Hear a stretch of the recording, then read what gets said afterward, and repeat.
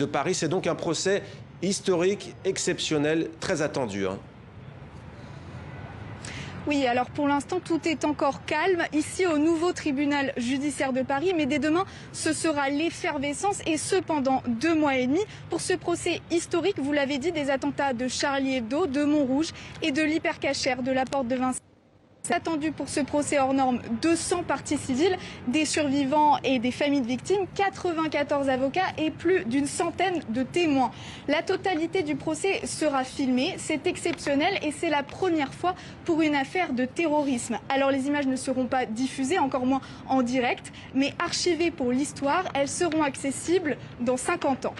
Charlotte, la question que tout le monde se pose, au fond, on sait que les terroristes sont morts. Qui sera jugé exactement ?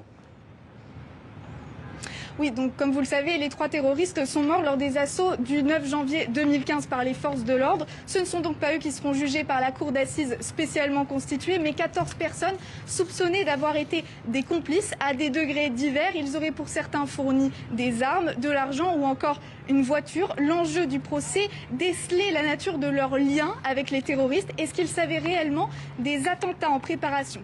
14 suspects donc, mais seulement 11 seront présents dans le box des accusés. 3 manquent à l'appel, ils ont fui la France quelques jours avant les attentats.